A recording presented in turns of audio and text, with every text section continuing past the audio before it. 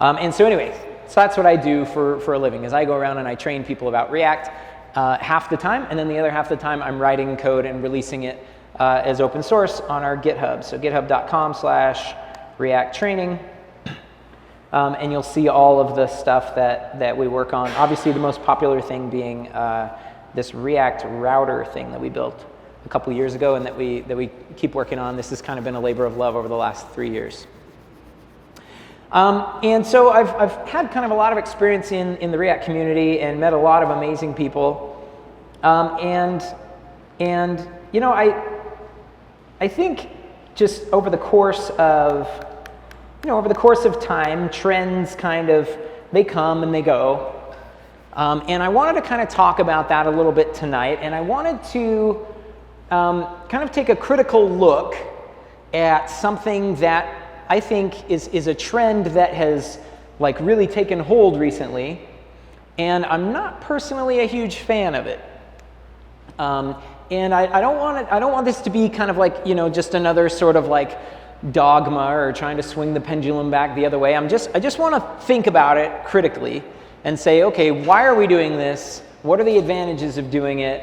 Are there other ways of doing this same type of thing? And what are the trade-offs between the two, okay? So the thinking behind this talk kind of started a couple of months ago when I tweeted, and I by the way, would not suggest that you follow me on Twitter because I tweet all kinds of garbage. But this is one thing that I tweeted that kind of stirred up. I felt like I kind of poked the hornet's nest a little bit with this one. I said, next time you think you need a higher order component, you probably don't. It's kind of, higher order components are kind of like this tool that I think people reach for all the time. It's kind of like every problem is a nail, and the higher order component is my hammer, and I'll just sort of reach for it every time I need it. What am I even talking about here? What is a higher order component, and why would we use it? Well, let me actually start out talking about kind of the way that we used to do some things in React. Okay, so this code here, if you've been using React for more than about a year and a half. This code will actually be pretty familiar for you. To me, this code feels kind of like an old friend. This is the React Create Class API. And this is how you used to write your React components. So in this example, I've just got a really simple app.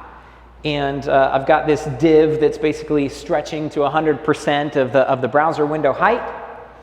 And it's keeping track as I move the mouse around on this div, is keeping track of where the mouse is and basically putting those coordinates on the page. Right, so I've got a little mouse here, he's moving around on the page, and I can see the coordinates up here on the left. And so this is kind of an interesting app, right? I could build this app, I could ship it, and then somebody might look at it and they might say, hey, Michael, I saw you shipped that app the other day that was tracking the mouse position, and I need to do that in my app too. So I was wondering maybe if there's any way that you could like share that code with me, right? Is this something that happens when we're building our apps, right? You don't want to have to write everything out twice. The ability to share code that's already been written is pretty crucial, I think, in software development these days. So I might say, okay, yeah, you know, if somebody else wanted to track the mouse position, they would probably need, you know, at least this piece here where they're sort of getting the initial state, and then they need like the handler for the mouse move event, and maybe I could like extract this stuff into a shareable piece. And so the way you used to do this in React is you used to have a Mixin.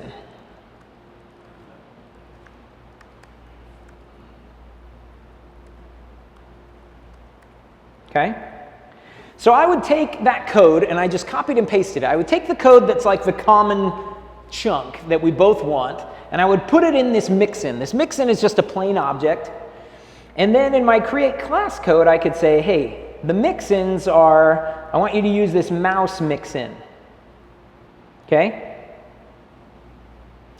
And now I could put the mouse mixin in my app, and somebody else, by the way, I failed to mention, as I save, the browser is automatically updating and running the code. So this is the new code that's running right now.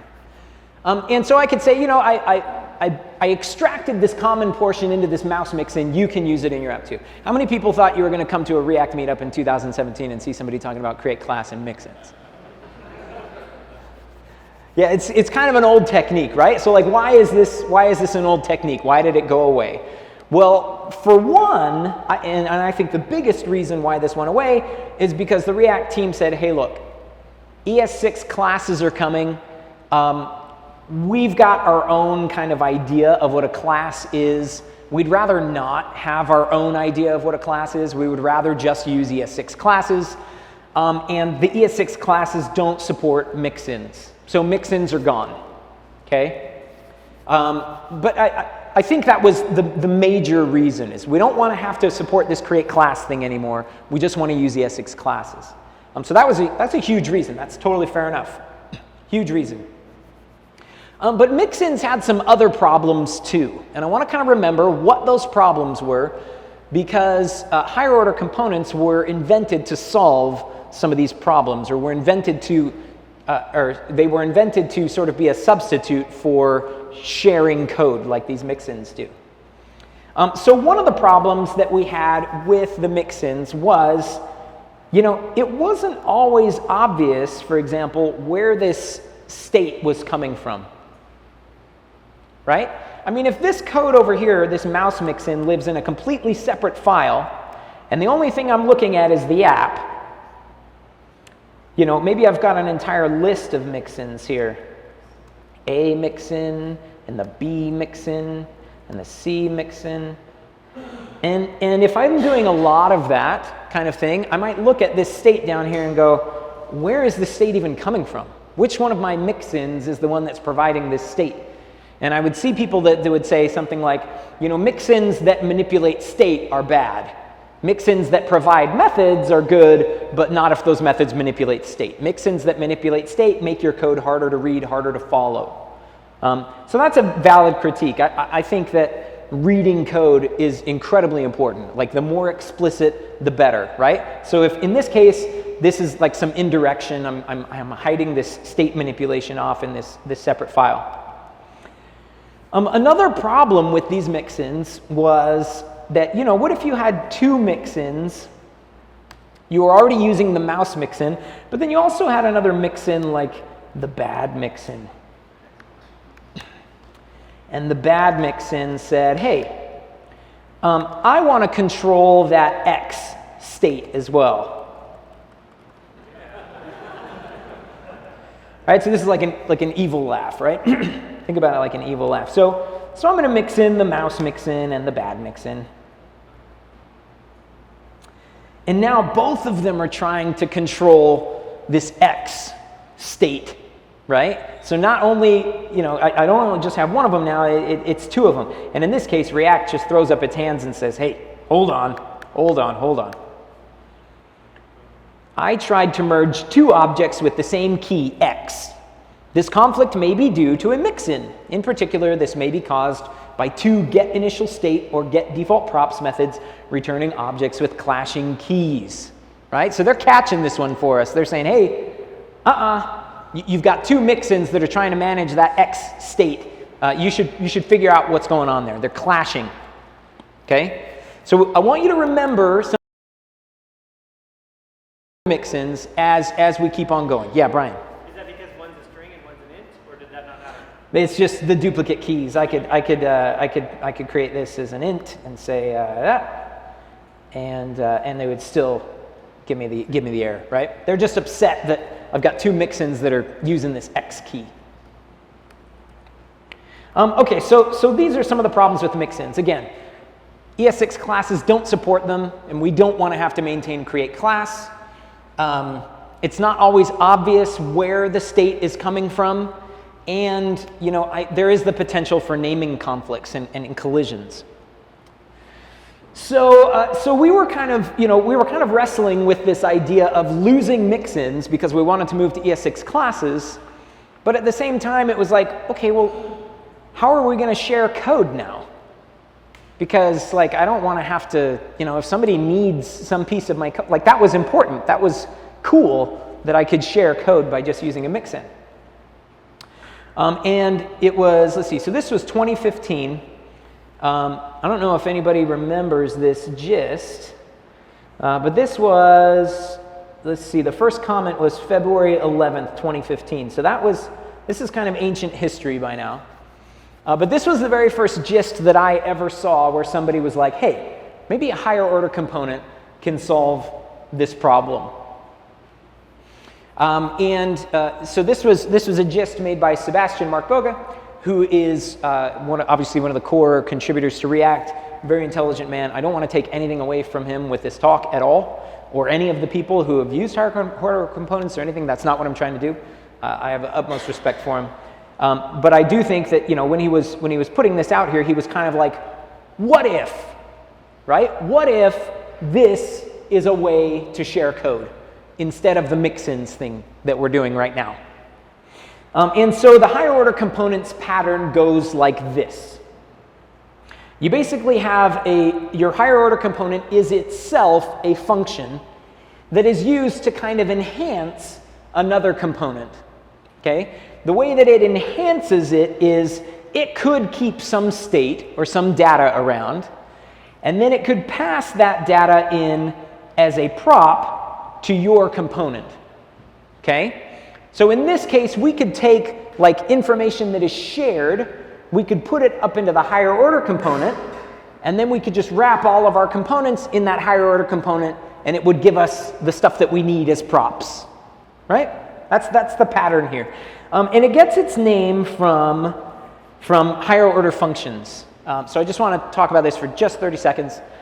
So let's say we have a function add that is, it'll add x and y, and we'll return x plus y. And so I can add, 9 and 8, and I'll get 17. So what if I wanted a function that was going to create an adder? So I could say the create adder function is a function that takes an argument a and returns a new function that takes argument b and returns add of a and b. So I could say add 2 equals create adder of 2. And now if I add 2 to 8, I'll get 10. Okay? So in this case, I would say the higher order function is this create adder. It's create adder's job to create a new function. So with these higher order components, it's the higher order component's job to create a new component. It is a function that creates components. Okay? So in this case, this enhance thing is a higher order component. Sorry, I don't know if that's clear enough. That takes a component, returns a new component, and then renders the original composed component with those props, okay? So let's take the code that we've got here with the mixin, and let's say, ES6 classes, they're the thing. We're going to use a higher order component for this. So instead of a mixin, I'm going to say, and I'm just going to try and preserve as much of this code as I can in this migration here. So we'll have a function called withMouse, and withMouse is gonna take a component, and it's gonna return a new component that extends React component. I'm gonna copy this up here. We don't need this anymore. In fact, we don't need this. All we really need is this. Oops. Okay, so we've got the state, We've got the handle mouse move function, and then I need to render, because every component's got to have a render function, right? So I need to render what? I'm going to render the original component that you gave me, this one that you gave me right up here, except I'm going to pass it a new prop that is, we'll just call that prop mouse, and it's going to get this dot state, okay? And in this case, in order to like actually make all of this stuff work, I'm going to kind of cheat a little bit, and I'm just going to wrap this in a new div. Mouse move equals this dot handle mouse move. Oh, who can spot the bug? Who can spot the bug? Gotta bind my functions now. That was something that create class used to do for you. Oh, well. Oh, yes, I've got a closing tag on there too. Yes, thank you. That was the much more obvious bug. Thank you. Thank you. Okay, so we've got some whatever. It's fine. Like, this is a way that I can share code, right? And so I can say, okay. Oh, by the way, we're not using ES6 classes anymore, so extends react.component. People are leaving already. I haven't even really gotten to the meat of why I don't like the higher order components yet. Props.mouse, okay? So I'm getting now this prop called mouse, and I'm going to pull the x and y off of that. Except I don't get it yet because I haven't yet used. Oh, by the way, I don't need my handle mouse move here anymore, right? So I don't yet have that prop.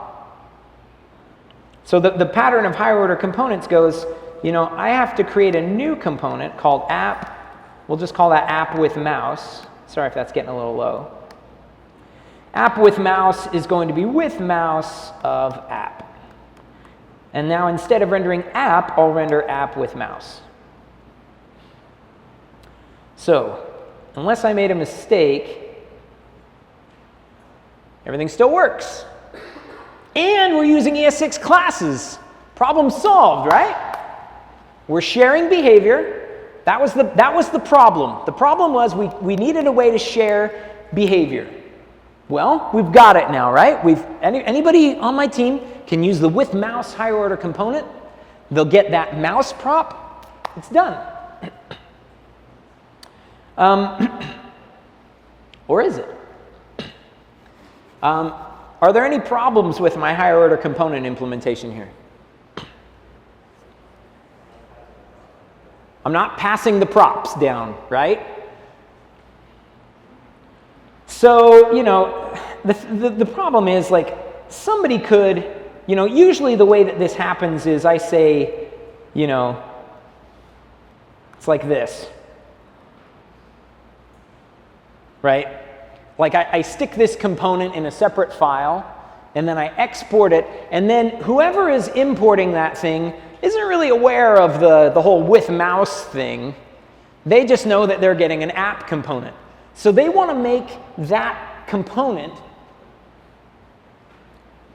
this component, the one that the higher order component gave us, they want to make that one look and quack and walk like an app, right? They want to make it behave like an app as much as possible. So when I give this app, if app is expecting, for example, a special message, the message is, what's the message? I'm going to have to change this back, and somebody says const app with mouse equals that. And then somebody imports this, and they pass a message. Hello, world. I don't get the message. Where's the message? Right? The problem is this higher order component is not passing through all of its props. So it's not really acting like an app. So let's pass through all of this dot props. Now it does. Now we're good, right? So that was bug number one with my higher order component. Anybody else see a problem with it? Sorry? I still have name collision problems? Thank you. So what happens when, so you know, what fun is it to have, what fun is it to have a with mouse without a cat?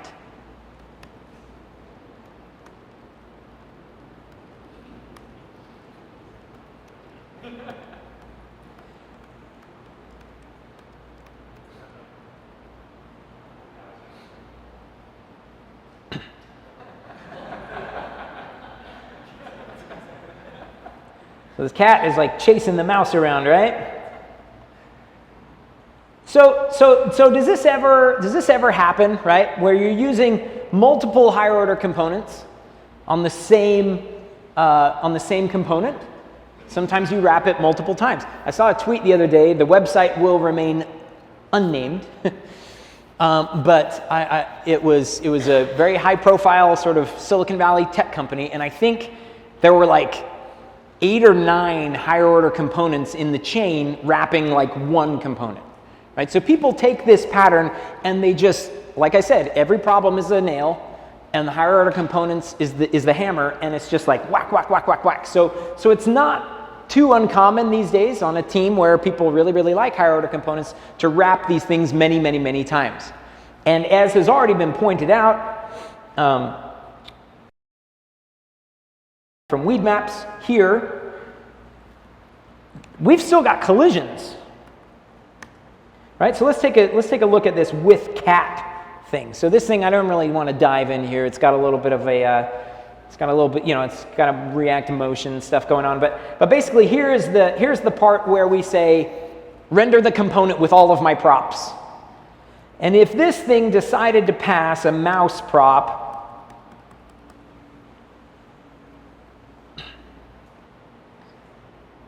like everything still works, but look, my coordinates are gone, right? So I still have the collision, I still have the name collision that I had with the state, except this time it's a little more insidious. Because React can't warn me about it. I suppose it could, but it doesn't, right? So whereas I got the warning the other time that says, hey, watch out, your state is colliding here, now I don't actually get that warning here. But I still have the exact same problem, which is that there are potential conflicts, there are potential naming collisions. Notice also that when I look at this code, it's not obvious at all. Like if I just looked at this code here, and I looked at where the code is being used, it's not obvious at all where that mouse prop is even coming from. What is this .props.mouse? Who's giving it to me, right? It's kind of like that state, right? This .state.x and y. Where are they even coming from? That was the problem with the mixins. Which mixin is providing this state? Right? And in this case, we'd have to say, well, which higher order component is providing this prop? Right? So the same problem with indirection exists here as did with the mixins. We can't tell where this stuff is coming from very, very easily, especially once this is nested really, really deep, 6 or 7 levels deep. So I would say we've actually got a lot of the same problems with higher order components that we had with mixins. It's just like changed form. We can now use ES6 classes, but we've got all the same problems that we had before.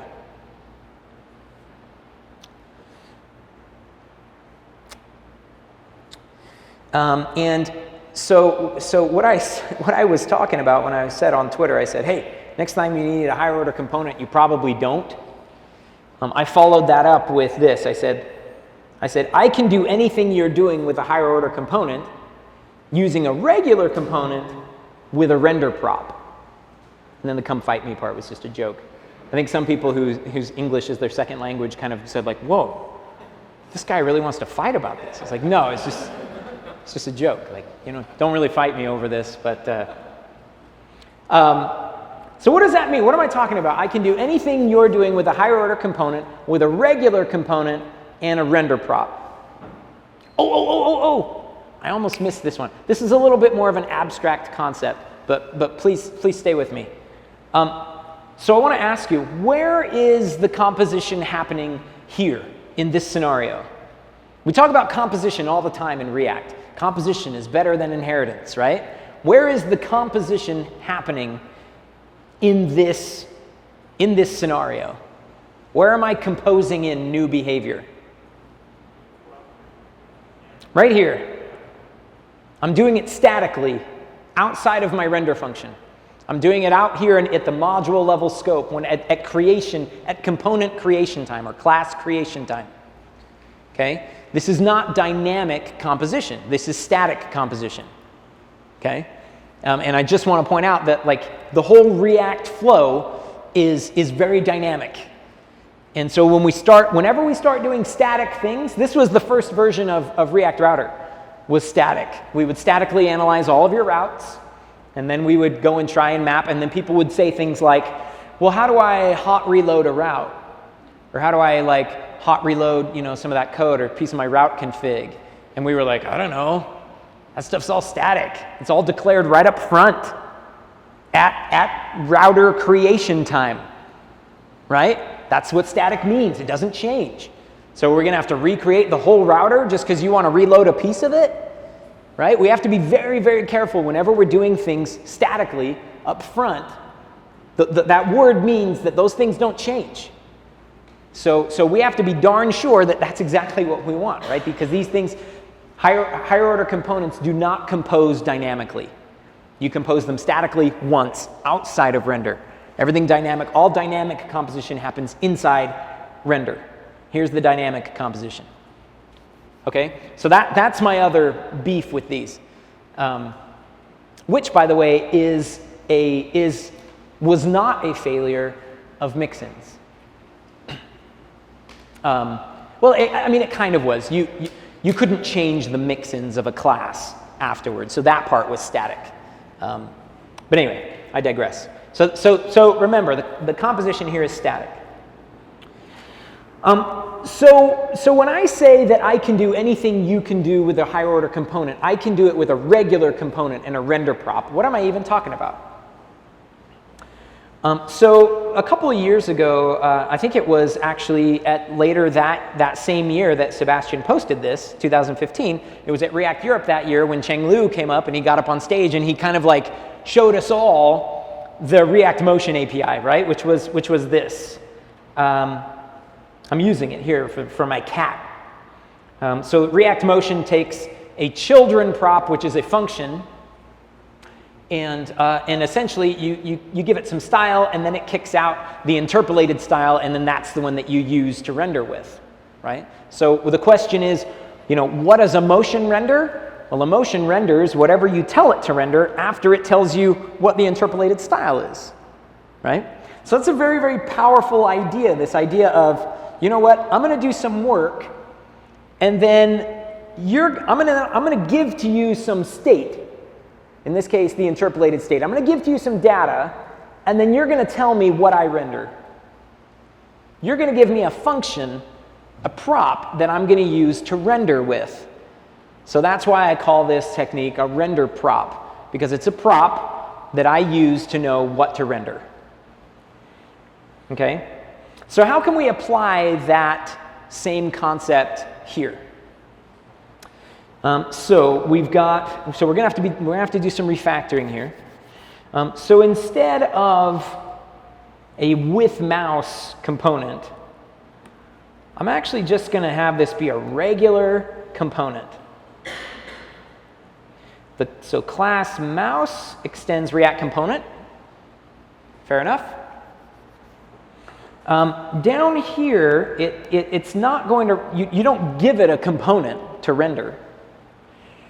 It's just going to render this.props.children, and it'll pass this.state.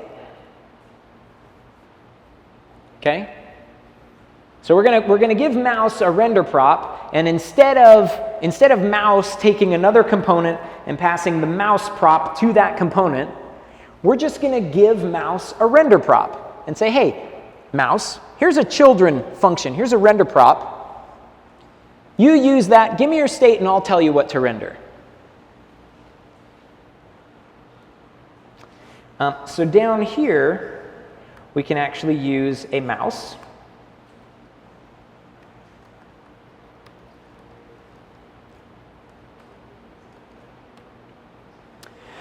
And the mouse is going to give us the mouse. We're going to call this object the mouse, but really it's like the mouse's state, right? What is the mouse x and y? So we'll say mouse.x, then mouse.y here. So let's see, what other refactoring do I need to do? So I'm going to get rid of this app with mouse thing. And I'm just going to go back to rendering the app. So let's see, I'm going to render a mouse. What is the mouse going to render? The mouse is going to render whatever we tell it to render. Oh! X of undefined.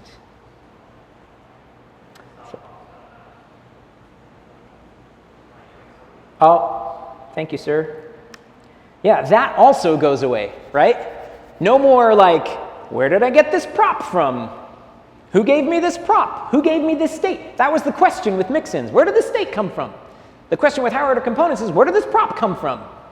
That question goes away. We don't receive any magical props from the universe now. We just don't. We just use components.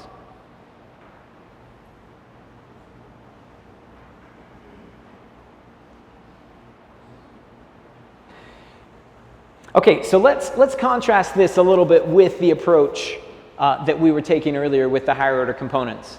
Okay, so remember the goal is to share code. The goal is Mixins went away, and we've got this create class thing that's going away too. We've got ES6 classes. We need to share code between these classes. How can we do that? Well, all of our code is encapsulated in a regular component, so we can share that. I can say, hey, if you want that mouse behavior, you want to be tracking the mouse around as it moves around the document, just render a mouse. Right? Problem solved. Nobody ever has to write that code again. We're sharing that code. What was one of the other problems was, we already discussed it. Where did this state come from? Where do these props come from?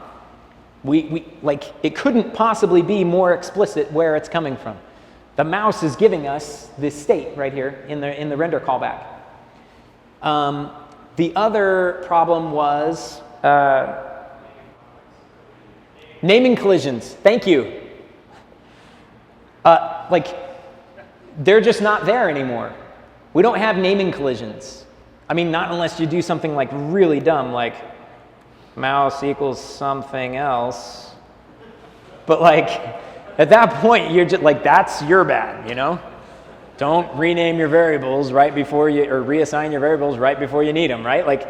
There's no sort of magic place where they get merged for us and they're colliding, right?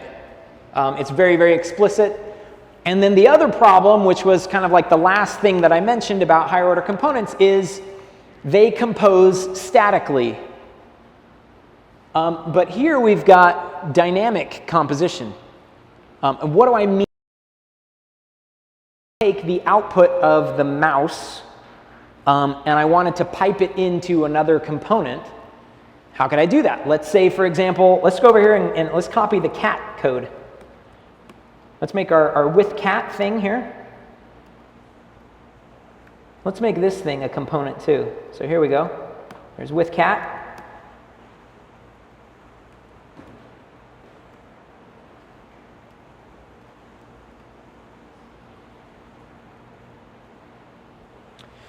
Okay, so with cat, let's look here. So it's just doing some measuring. It's just measuring itself, so it knows how much to offset the position by. Oh, I'm going to need the React motion stuff in here. Motion and Spring from React Motion. I've got styles, I've got that. OK, so it's not a higher order component anymore. I don't think we actually need it to be. I think all we need is just this.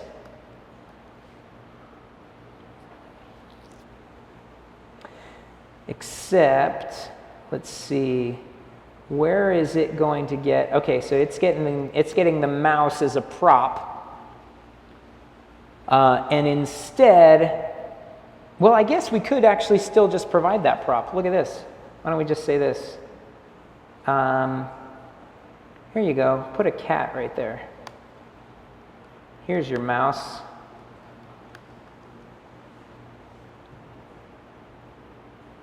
I think that should work.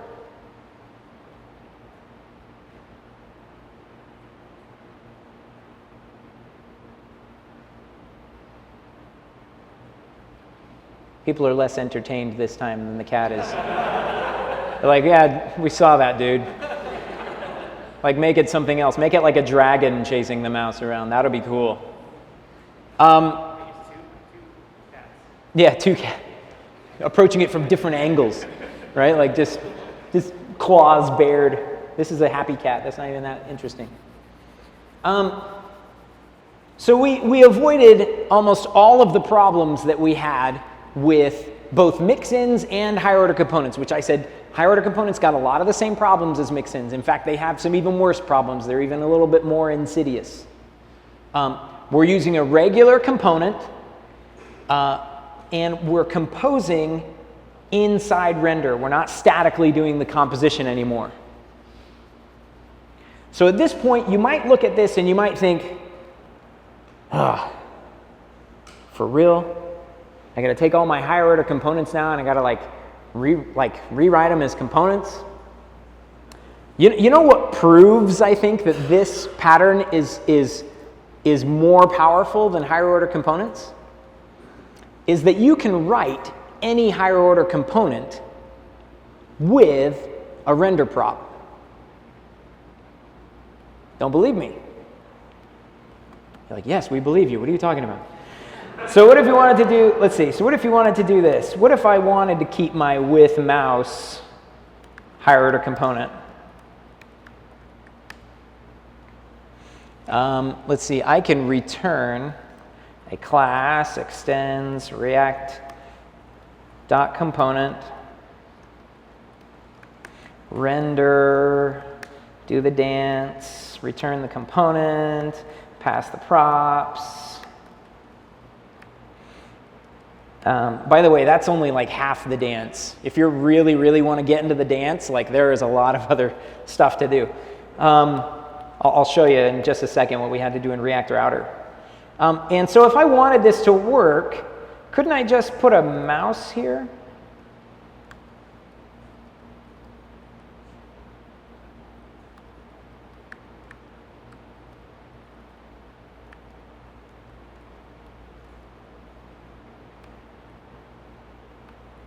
This is the implementation of with mouse using a render prop. You can implement any higher order component using a regular component with just a render prop. But the inverse is not true. You cannot write a higher order component with a component with a render prop. Did I say that right? Does that make sense? It's like you can go one way, but you can't go the other way. Does that make sense? I mentioned React Router. Let me show you what we did in React Router. So I really didn't want to put a higher order component in React Router. I was like, oh gosh, I hate these higher order components. And then people were like, we want the higher order components. We are functional. It's like, fine. You like composing things statically for some. So this is the only higher order component I've ever written. And it's only because I felt peer pressured to do it. So let's check this thing out. So here she is. I think actually Ryan wrote this one because I was like, screw it, I'm not going to write it. And he's like, but we have to because people need to use the router and they'll want it. And I was like, fine, you write it.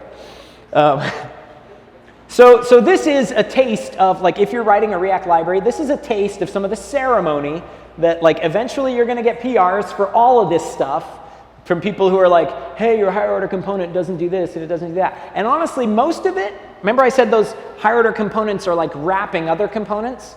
So they're like, they need to, but they still need to look and act and quack and walk like the components that they're wrapping. So a lot of this is just to sort of preserve that. So notice, first of all, the implementation. We are implementing, our higher order component implementation is done with a render prop. So what I just showed you, that's exactly how our higher order component is built. Look at all the rest of the ceremony that we have to do. So we're gonna pluck off these. So we've got to have a wrapped component ref, right? So what if I put a ref on your component, the component that you return from the higher order component, but I'm like, no, I don't want to ref on that thing. I want to ref on the thing that, like, you originally were wrapping.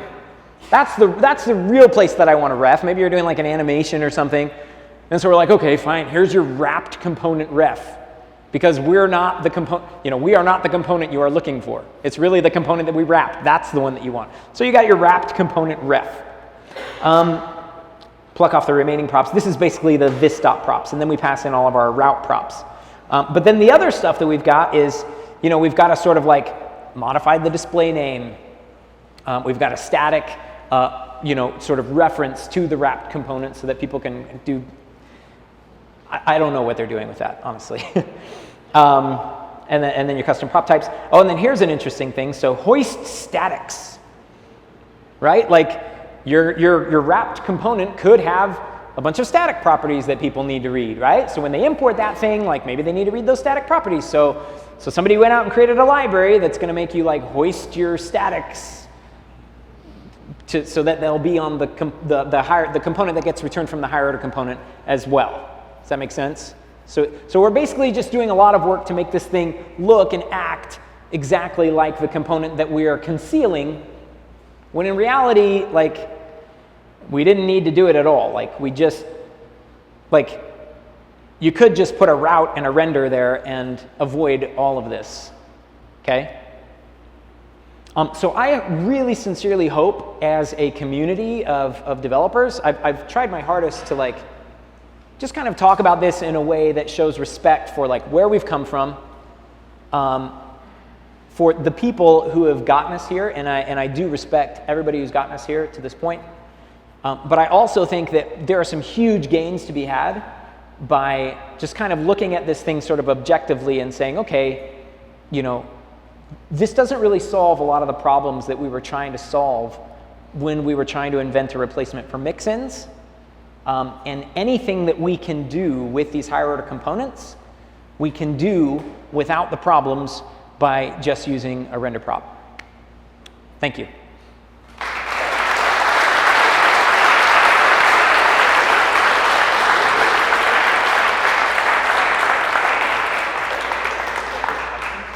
Yeah, so we can take a few questions right now.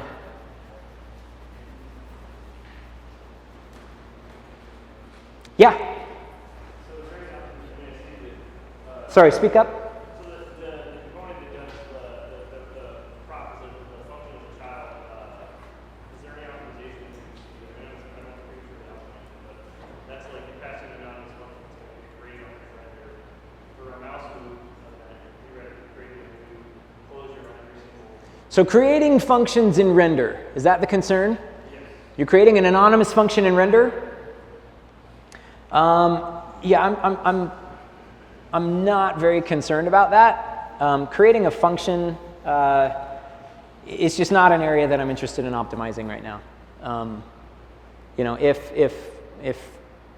It's such like a micro optimization that it's just not worth it for me right now to even think about it. It's like creating strings and numbers. It's like very cheap.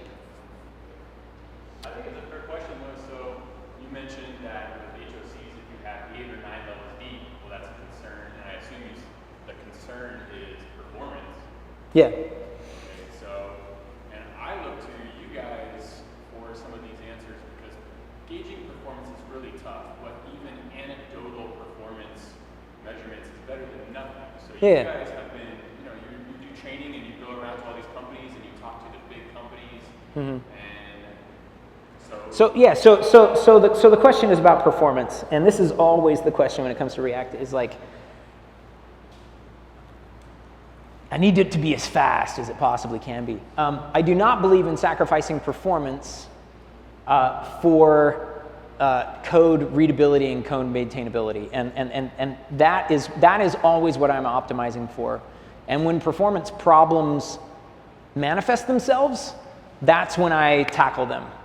But we could do some profiling on this. I guarantee you the result would be negligible. Maybe we should do some profiling, nest it 20 levels deep, and take a look.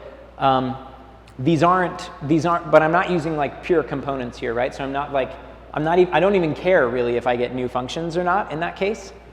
But yeah, this is that, like, I guess you could say that is a concern, but it's not. I think the benefits of dynamic composition so far outweigh that concern that it doesn't even concern me. Yeah. Someone on Twitter today that was kind of going off on the concept of using inline functions as your render method. Yeah. JS curve boils down to 394 million inline functions per second in Chrome.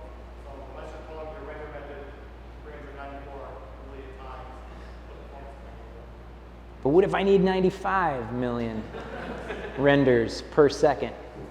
It's going to be a deal breaker. I don't know. It's people. We say all the time in this industry, like, don't prematurely optimize. Don't prematurely optimize. We say that, but do we believe it?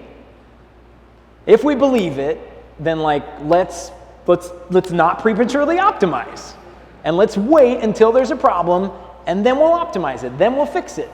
Right? It's like we say that, but I don't think anybody believes it. We prematurely optimize all day long. Any other questions? Yeah. Question. I can understand you're saying that we use the code without using the high order function. But in the Facebook talk, they say when you have a design pattern similar, and you don't have the same property, so you can generalize those patterns, but put into a high order function and abstract those properties for different what you come about. Do you understand? I'm sorry, I don't understand. So you said that higher order functions is a pattern.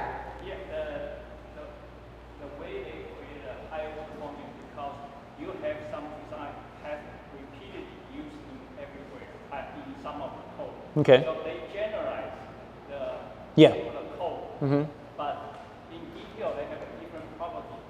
So they create a higher order function to treat those different properties in order to generalize those design pattern. They have example in the Facebook talk, like a blog. Okay. They have a different, design pattern. So you're saying they see this happen a lot. So yeah, so it's interesting. So you mentioned the Facebook docs, right? Higher order components are in the Facebook docs.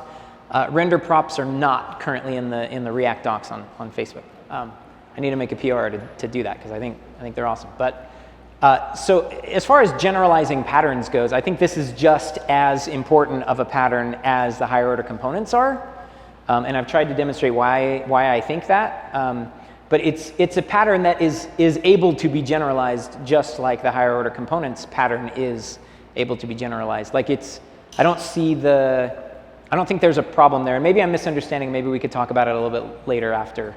But I'm probably misunderstanding. But yeah, sorry. Let's talk after. Are there any other questions?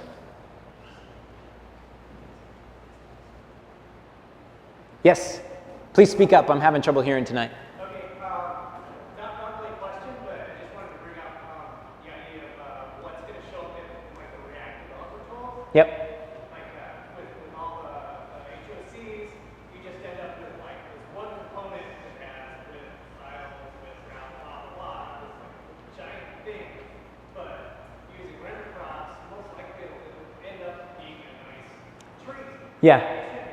Yeah. I should have opened the developer tools, right? Because you're right. When you do use higher order components, like especially if you don't give the classes names, like I wasn't doing, you end up with like all these nameless classes in the hierarchy, and it's like, what even is this stuff? And like I said, sometimes that stuff is really obscured because you're just exporting it from some other file, and you're just importing it, and like you don't know what they wrapped it in right before they exported it, you know? But literally anything you can do with a higher order component, anything you can do with a regular component and a render prop, which leads to, I think, a much more predictable like component hierarchy. You're like, oh yes, I rendered all of those things. There's nothing there in the tree that I'm like, where did that come from? Oh, somebody wrapped it in a HoC before they exported it, right? I rendered all of them. I rendered the mouse, I rendered the cat, I rendered the app. So yeah, it's a little more explicit, I think. Yeah? Don't use higher order components. I don't. If you want to be like Michael Jackson, don't use the HoC. That's all I got to say. Thank you. You guys have been awesome. I'll be around afterward for questions and stuff. I look forward to it. Thanks.